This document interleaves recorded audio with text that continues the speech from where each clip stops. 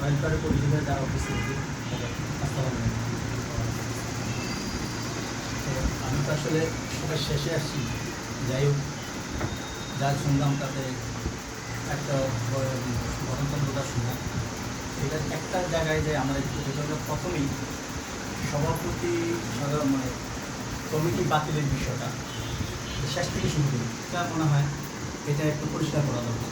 সেটা হলো আমার যেটা মনে হয় সভাপতি সাধারণ সম্পাদক সরাসরি নিজেদের কমিটি বাতিল করাটা এটা হতে পারে ওনারা পদত্যাগ করবে, পদত্যাগের একটা অ্যাডহক কমিটি করবে, অ্যাডহক কমিটি করে নতুন করে আবার নতুন করে নির্বাচিত হবে। কেন্দ্রীয় কমিটির কথা বলছি। কেন্দ্রীয় কমিটির বিষয়টা হলো যে ওনারা পদত্যাগ করবেন, পদত্যাগ করবে, বাতিল করবেন। বিষয়টা বাতিল না, ওনারা পদত্যাগ করবেন, নতুন করে একটা অ্যাডহক কমিটি করা হবে, আহ্বায়ক কমিটি করে তারা নতুন করে আবার নির্বাচন করবে। তখন একটা নতুন কমিটি হবে। বাতিল করতে পারবে জেলা, হ্যাঁ, সভাপতি জেলা কেন্দ্রীয় কমিটি না, জেলা উপজেলা এগুলি কেন্দ্রীয় কমিটি বাতিল করবে। সেটা হলো ওনাদের দায়িত্ব পড়ে।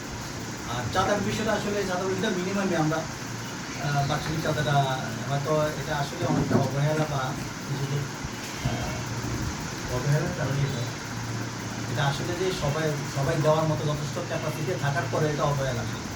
তারপরে আমার মনে হয় এই বিষয়টা একটু অর্থ সম্পাদক তিনি আছেন, ভিডিও করেন, অর্থ সম্পাদক তিনি আছেন, উনি এই বিষয়টা পদার্থ করলে আমার মনে হয় ভালো হয়। সব সভাপতি সাধারণ সম্পাদক করবে বিষয়টা তেমন না, এমন হতেও পারে। চাঁদার অর্থের বিষয়টা অর্থ সম্পাদক কে দিল, কে দিল না, কে দিবে, কে দিবে না, এটা ওনার দায়িত্ব। সভাপতি সাধারণ সম্পাদক, হ্যাঁ, সোজা কথা হলো যার দায়িত্ব যা তাই পালন করবে, উনি সেই দায়িত্ব পালন করবেন।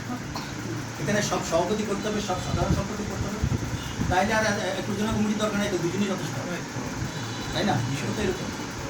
আর এটা গেল ইয়ের বিষয়টা। আর ঘরের বিষয়টা শুরু হবে, এটা হলো আমাদের সংগঠনটা আসলে আর্থিকভাবে এখনো মজবুত, তবে আমরা শুধুই করতে পারি যেটা বুঝে দেয়।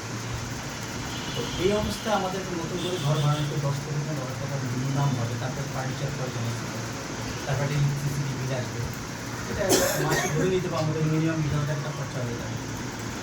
এইটা দেওয়ার মতো অবস্থা আমি মনে করি আমাদের সংগঠনে এখনো হয়নি, এখন সেজন্য একটু সময় লাগবে।